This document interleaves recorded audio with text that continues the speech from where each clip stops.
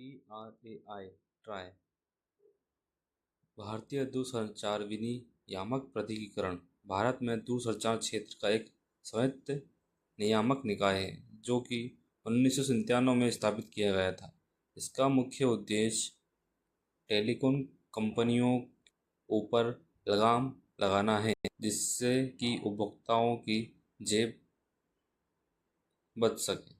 भारत में जितनी भी टेलीकॉम कंपनियां हैं वो सारी इसी के अंदर आती है, चाहे आपका जियो हो, BSNL हो, आइडिया या एयरटेल या अन्य भारतीय सिम या टेलीकॉम कंपनियां आती है, सभी ट्राई के अंदर ही आती है। जियो भारत की एक भारतीय दूरसंचार कंपनी है और रिलायंस इंडस्ट्री की पूर्ण स्वामित्व वाली सहायक कंपनी है जिसका मुख्यालय मुंबई में है। जियो भारत में मुंबई टेलीफोन ब्रांडेड सेवाएं तथा डिजिटल सेवाएं प्रदान करने वाली सबसे बड़ी कंपनी है। यह सभी 12 दूरसंचार क्षेत्रों में LTE नेटवर्क संचालित करती है। वहीं हम देखें तो आइडिया एक सेल्युलर भारत के विभिन्न राज्यों में एक वायरलेस टेलीफोन सेवाओं को संचालित करने वाली कंपनी है जिसका शुभारंभ आदित्य बिरला ने किया था और AT&T के बीच एक संयुक्त उद्यम के रूप में हुआ। अब विंग्स सेल्युलर जो मध्य प्रदेश, उत्तर प्रदेश, पश्चिम राजस्थान में सक्रिय की थी विलय कर दिया गया है, इसे अब VI कहते हैं। देखें और अगला देखें, भारतीय एयरटेल एक भारतीय दूरसंचार कंपनी है। यह फिक्स्ड लाइन सेवा तथा ब्रांडेड सेवाएं भी प्रदान करती है। यह भारत सहित अफ्रीका के 17 देशों में अपनी सेवा प्रदान करती है। यह अपनी दूरसंचार सेवाएं एयरटेल के नाम से प्रदान करती है और इसका नेतृत्व जो इसके CEO है वो सुनील मित्तल करते हैं। वही हम अगला सिम देखते हैं, भारत संचार निगम लिमिटेड BSNL के नाम से जाने जाने वाला भारतीय संचार निगम लिमिटेड भारत का एक सार्वजनिक क्षेत्र की संचार कंपनी है जो कि 2007 को 25% के बाजार पूंजी के साथ यह भारत की सबसे बड़ी संचार कंपनी बनी थी।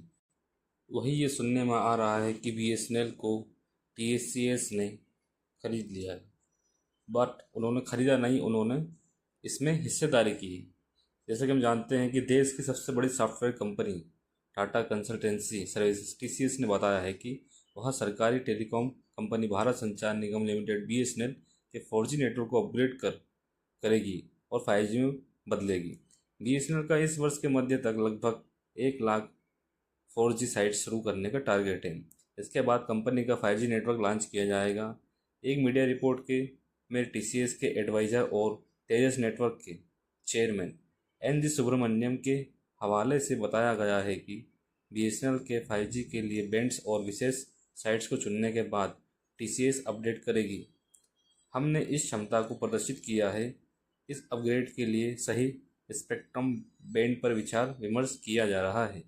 BSNL के 4G नेटवर्क के लिए TCS ने रेडियो इक्विपमेंट की सप्लाई की है। इस इक्विपमेंट को सॉफ्टवेयर में अपग्रेड के साथ 5G पर अपग्रेड किया जा सकता है। वहीं हम देखें तो जून 2024 में सभी प्राइवेट टेलीकॉम ने टैरिफ में बढ़ोतरी का ऐलान किया था। जियो, एयरटेल, वोडाफोन, आइडिया ने इस समय लगभग अपने सभी प्रीपेड और पोस्टपेड प्लान्स को 15% तक महंगा कर दिया था। इस वजह से अक्टूबर 2024 तक लगभग 5.5 मिलियन जियो और एयरटेल के यूजर्स सरकारी टेलीकॉम कंपनी BSNL में अपना नंबर पोर्ट करा लिया। कुल मिलाकर इस पीरियड के दौरान BSNL से जुड़ने वाले ग्राहकों की संख्या नेटवर्क छोड़ने वालों से कहीं अधिक हुई और कई यूजर्स ने सरकारी ऑपरेटर को चुना है। इसके अतिरिक्त BSNL ने नए सिम कार्ड की सेल में वृद्धि का अनुभव किया। कंपनी ने जून 2024 में सिर्फ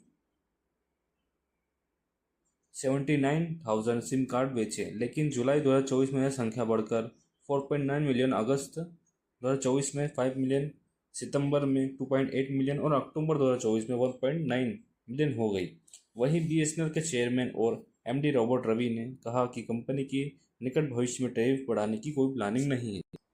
अभी तक जियो नेटवर्क वॉलिटी पर काम कर रहा था, यानी 4G नेटवर्क की मदद से कॉलिंग की जा सकती थी, लेकिन कॉलिंग एक्सपीरियंस को बेहतर बनाने के लिए जियो ने 5G पर ट्रांसफ़र शुरू कर दिया है।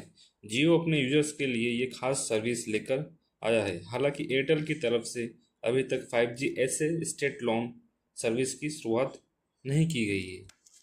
बीते दिनों से सोशल मीडिया पर BSNL के सपोर्ट में ट्रेंड चल रहा है। लोगों ने अपने जियो एयरटेल आइडिया नंबर को बीएसएनएल में पोर्ट करने की बात की है। इसके साथ ही बॉयकॉट जियो और ऑल आइज ऑन बीएसएनएल का हैशटैग ट्विटर पर चल रहा है। टाटा व बीएसएनएल की साझेदारी के बाद आने वाले महीनों में बीएसएनएल सस्ती और बेस्ट टेलीकॉम कंपनी बन सकती है। वहीं सुनने में ये आ रहा है कि 2030 तक बीएसएनएल 6G लॉन्च करेगा। जानकारी अच्छी और पसंद आई हो तो चैनल को लाइक और सब्सक्राइब करें।